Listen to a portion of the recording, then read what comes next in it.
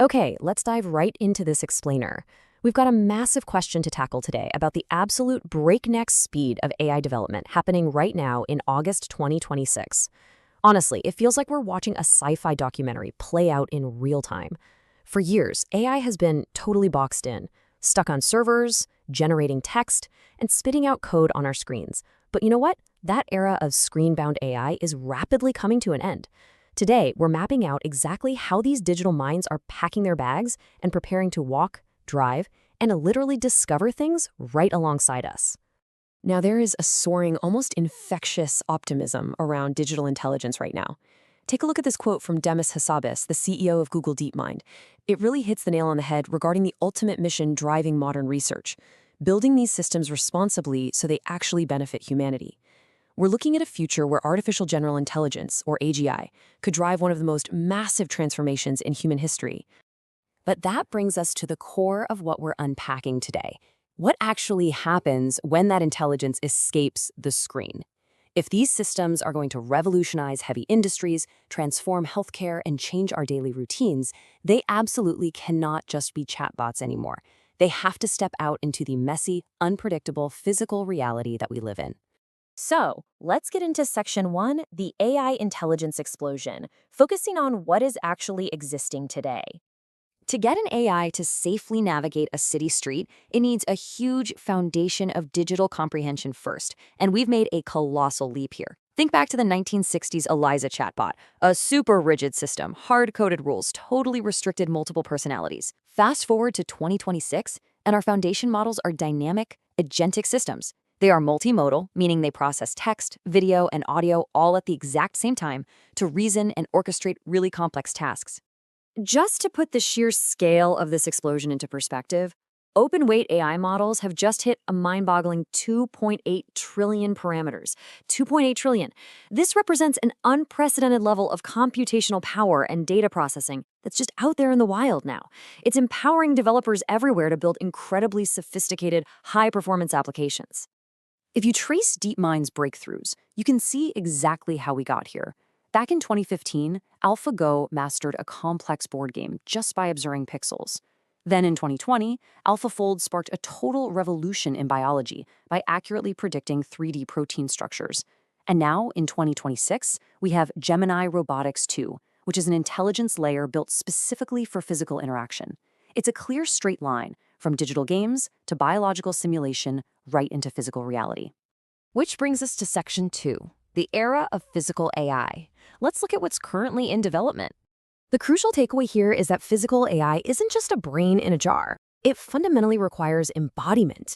We're talking about models using generative AI to actually perceive and physically navigate their environments. This is showing up everywhere. Autonomous mobile robots, robotic arms, humanoids, and even smart spaces like data centers and manufacturing plants that are transforming from static rooms into dynamic, responsive systems. Systems like Google's Gemini Robotics 2 and NVIDIA's Isaac GR Cruti are giving robots exactly these traits. We are way past the days of robots just doing pre-programmed, narrow, repetitive tasks. This new intelligence layer unlocks whole body control, incredible advanced dexterity, and even multi-robot collaboration. Developers can now create repeatable, task-specific skills for humanoids from end to end. But here's the catch. Before these machines can physically act, they need world models. As NVIDIA's Cosmos 3 research emphasizes, physical AI systems have to fundamentally understand the physics and spatial reasoning of the real world before they even take a single step. They have to simulate and evaluate their actions in physically based virtual environments first, just to make sure they can adapt to our unpredictable spaces. All right, moving on to Section 3, autonomy on the move, where we see this embodiment really scale up. This embodied intelligence isn't just for humanoid robots walking around. It is rapidly scaling into the vehicles we drive. And for things like robotaxis and autonomous driving, the stakes are incredibly high. NVIDIA's Halo system is proving that functional safety has to be built in right from step one. It can't just be an afterthought bolted on at the end. The system has to constantly perceive, reason, plan, and act in a closed loop, all while cross-checking against rigorous safety protocols in real time. It's actually fascinating when you think about it. Despite all our cutting-edge silicon and complex algorithms, AI researchers are still turning to biology for design inspiration. Get this. Recent scientific discoveries showed that certain moths can actually smell with their wings. Nature is amazing, and biological quirks like that are pushing engineers to completely rethink how we integrate sensors and multimodal perception into the physical frames of machines. But biology isn't just inspiring AI. AI is actively exploring it. We now have AI agents in development conducting autonomous biomedical research. We're talking about systems capable of navigating massive data sets, like discovering virome-wide ubiquitin ligases to figure out immune evasion. I know, that's a mouthful, but the big takeaway here is that AI is fundamentally accelerating the pace of human scientific discovery. Let's shift gears to Section 4, the quantum computing leap, focusing on emerging tech. Because to power all of this, the physical AI, the massive spatial simulations, the autonomous science, we need a complete paradigm shift in hardware. IBM research maps out this speculative leap perfectly. To get past the limitations of classical bits, researchers are developing complex architectures like spin qubits. The goal is to move through trusted, verifiable quantum computation, mitigating errors along the way, until we finally hit true quantum advantage. That's the moment quantum systems start solving problems that classical supercomputers literally never could. And the claims coming out of this space right now are massive. Using new validation techniques, IBM claims we are inching closer to using quantum-centric supercomputing to actually model the universe. If these systems successfully scale, they'll become the engines that let AI process the infinite complexities of chemistry, physics, and advanced materials science.